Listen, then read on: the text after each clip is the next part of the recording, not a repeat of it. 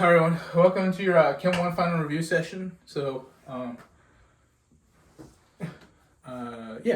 So first, what we're going to talk about is just some logistics. There's 29 multiple choice questions on your exam. It's going to be 90 minutes total to complete this exam. And then you can use whatever calculator you guys want. It is going to be in the Mandavi Center where you guys do lecture. And so yeah, that's going to be it. But let's get started, shall we?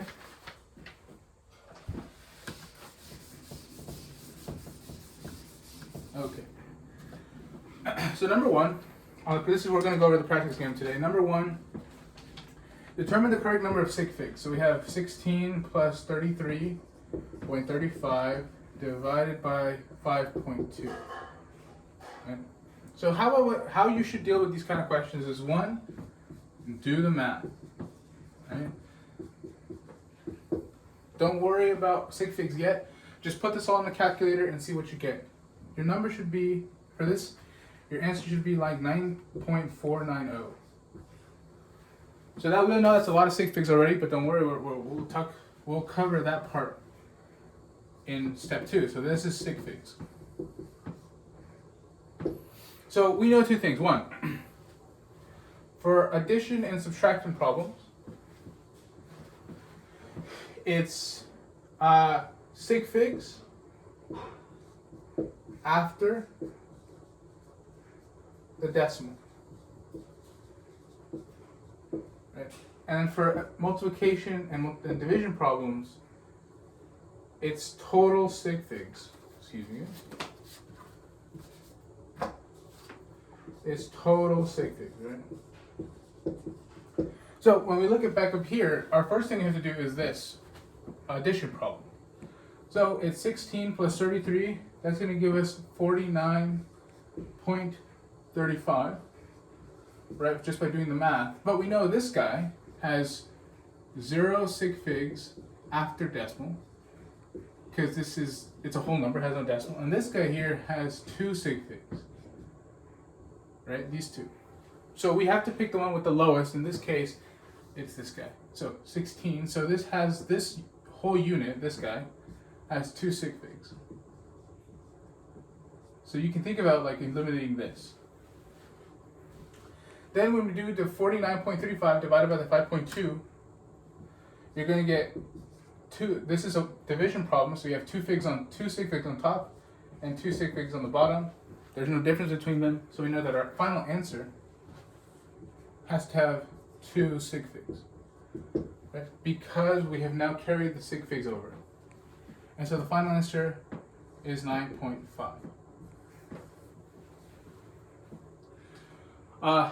The reason why I do this is because it's very common to try to work the sig figs out. If you round too early, let's say in this step, and you give a final answer, that's going to be wrong. Okay.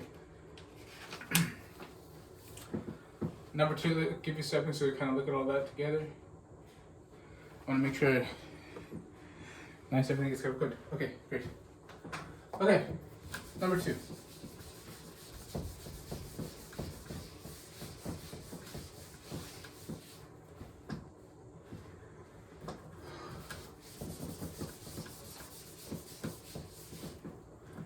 Question number 2 is, which of the following is not correct regarding periodic table and periodicity? Okay, so we have to be very familiar with this periodic table. And so we'll do a quick review. This is my periodic table from my undergrad years. It's all noted up. But basically, this side of the periodic table is all metals, so usually be positive charges. And these guys are usually gases, and they're all filled with negative charges. So in the question, they're asking, okay, which of the following is not correct regarding periodicity? So, A, non-metals are found in groups 1 and 2 of the periodic table. No, that's not true. It should be metals. Metals are on the left side. Elements in the same group have similar chemical properties. That's true, right? Remember, these are all +1s. These are all +2s.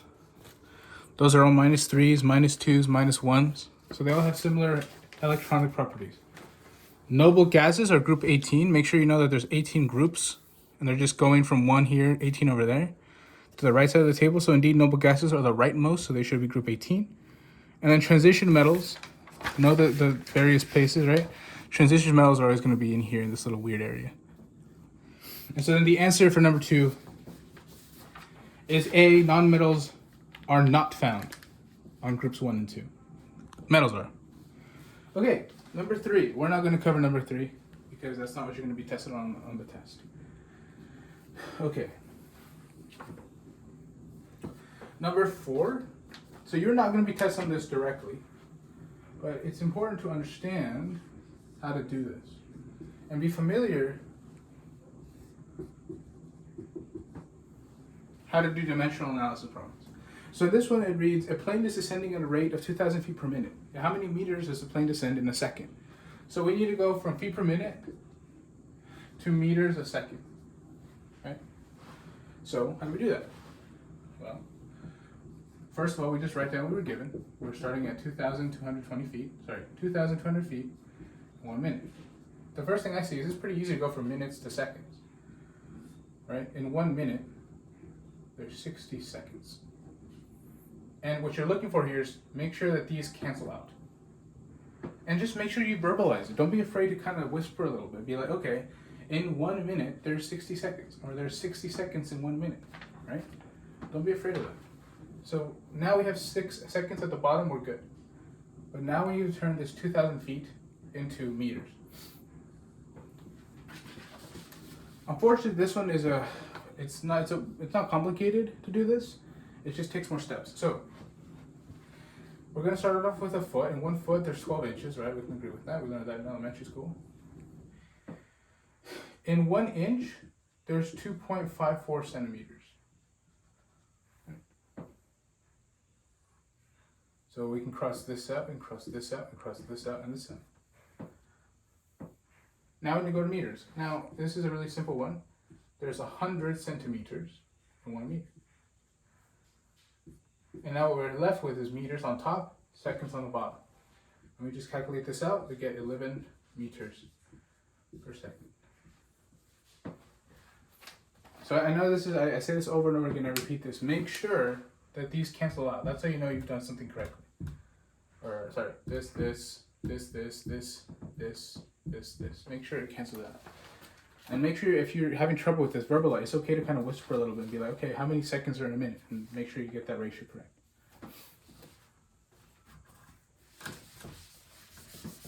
Okay.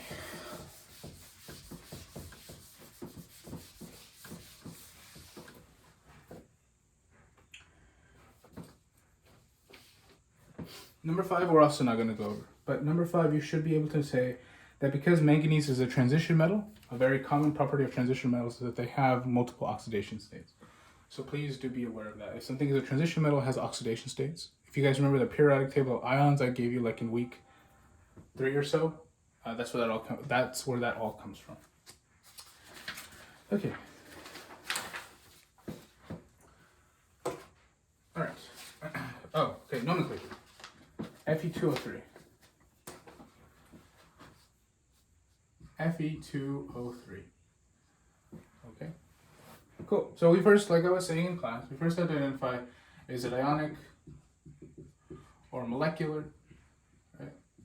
In this case, this is ionic because you should be able to tell that iron is a metal and oxygen non-metal.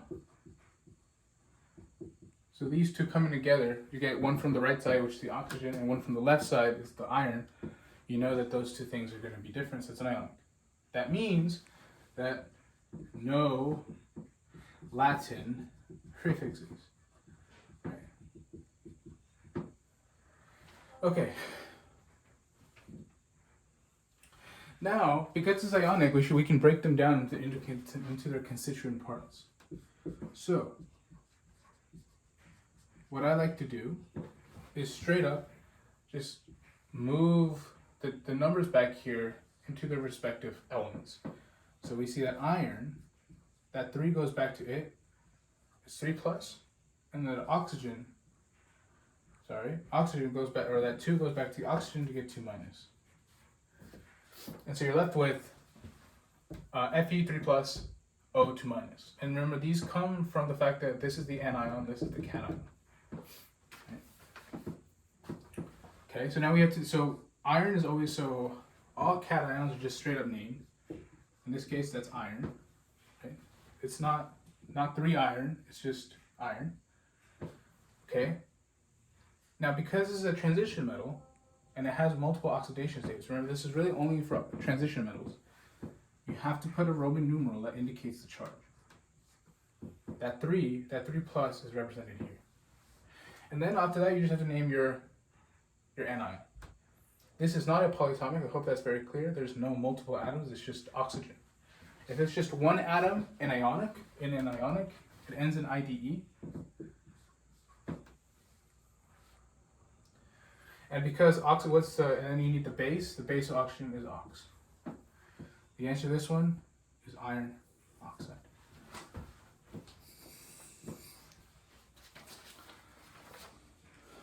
Let that go for you guys there. 3, 2, 1. Okay, cool. Hope that's clear there. Then we have this thing, PCl5. Same thing, nomenclature question. 1, ionic or non-ionic. Or sorry, ionic or molecular. Right. You should instantly be able to tell that P and Cl are on the same side of the periodic table. They're both non-metals on the right side. In this case, they are molecular. There's a lot of things here now you can see.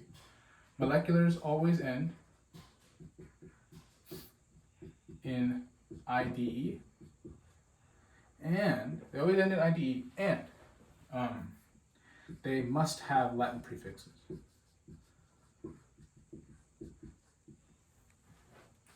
Okay, so how we name this is somewhat similar. All right, 2. We just write down, for the first element here, the P, we just write down its name. And in this case, it's phosphorus. Now, if this was anything other than a 1, if this had like a 2 phosphorus, then you have to put something here. So let's say I put monophosphorus. That's wrong. We don't want that. We just want phosphorus. Everything else, though, if it's di, you have to include that. Anyway, phosphorus. Then the next element is just going to be named exactly like the oxygen from last time, or from the previous problem. You're going to take the base of your second element and then add IDE. This is monophosphorus. This is phosphorus chloride. We're not done yet, though. That 5 needs to be accounted for. And so you add a penta in there. Phosphorus pentachloride. Phosphorus pentachloride. Cool. Hope that makes sense, you guys. But there's that. Okay.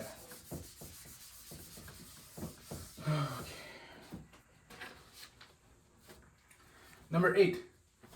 How many moles of oxygen are in 1.0 times 10 to the 27th O2 molecules? Okay, cool. And we want moles of oxygen atoms, right? Okay, so we'll go about this. So, how do you go from, moles? How do you go from molecules to moles? You need Avogadro's number, which can be abbreviated Na, or it's 6.022 times 10 to the 23rd. And this will be on your little reference page on your exam. So we start off with what we're given. We're given that we need this, that we have this in molecules. Okay, all we gotta do then is go from molecules to moles. So molecules of O2, so there are 6.022 times 10 to the 23rd molecules of O2 in 1 mole of O2. Right? See how the units here, molecules of O2, these can be cancelled out, and we're left with moles of O2. And that we're not done yet. It's not asking for moles of oxygen, it's asking for moles of oxygen atoms. In oxygen, it's an oxygen plus an oxygen. So there's 2 oxygen atoms in every mole of oxygen gas. So this is where we need in 1 mole of oxygen gas, we have 2 moles of oxygen atoms. Okay. And then we just put down what we have. In this case, the answer is going to be 3,321 moles of oxygen. So being aware that oxygen gas is different from oxygen atoms is important. That diatomic is very important. And knowing what this means in mole ratio is also important. But there's this one.